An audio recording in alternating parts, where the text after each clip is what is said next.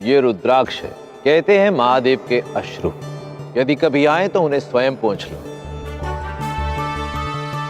क्योंकि यदि किसी और को उन्हें पोंछने दिया तो वो आपका उपयोग करेगा। आपकी दुर्बलता को भांपकर पहले सहानुभूति दिखाएगा और फिर बदले में बहुत कुछ ले जाएगा। इसलिए अपनी दुर्बलता को अपने अश्रु कभी मत बनने दो, उसका भान किसी को मत होने दो। स्वयं पर एकांत में कार्य करो और अपनी दुर्बलता को अपना बल बनाओ। महादेव के रुद्राक्ष की भांति अपने अश्रुओं को, अपनी दुर्बलता को एक अलग रूप दो। स्मरण रहे, यदि अपनी दुर्बलता औरों को दिखाई तो यह असफलता की ओर आपका प्रथम पग होगा। अनेकों नदियों का मीठा जल समुद्र में प्रवाहित होता है, तब भी समुद्र का जल खारा ही रहता है, क्योंकि यही समुद्र की प्रवृत्ति है। इसी प्रकार एक धूर्त व्यक्ति के साथ कोई कितना भी मीठा व्यवहार क्यों ना कर ले, धूर्त व्यक्ति से उसकी प्रवृत्ति के विरुद्ध अच्छे व्यवहार की अपेक्षा करना व्यर्थ।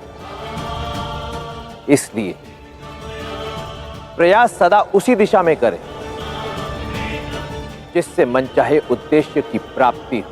वन में विचरने वाले अधिकांश पशु पक्षी अपने भरण पोषण के लिए शिकार करते हैं, कभी सफल होते हैं, कभी असफल, किंतु एक शिकारी है जिसका वार कभी खाली नहीं जाता। बाज।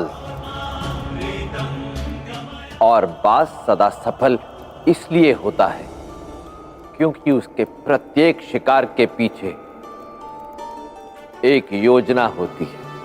अपने शिकार को देखकर तुरंत उस पर हमला नहीं करता, केवल दृष्टि बनाए रखता है। घंटों दिनों तक निरंतर इतनी ऊंचाई से उसके इर्द गिर्द मंडराता रहता है कि शिकार को उसका भान तक नहीं होता। और फिर उचित समय आने पर एक झपट्टा और शिकार मृत्यु के मुख में। इसलिए यदि जीवन में भी सफल होना चाहते हो तो धैर्य के साथ योजना बनाओ और फिर उचित समय आने पर अपनी पूरी क्षमता के साथ लक्ष्य पर प्रहार करो। नीतियां मेरी, नियति आपकी।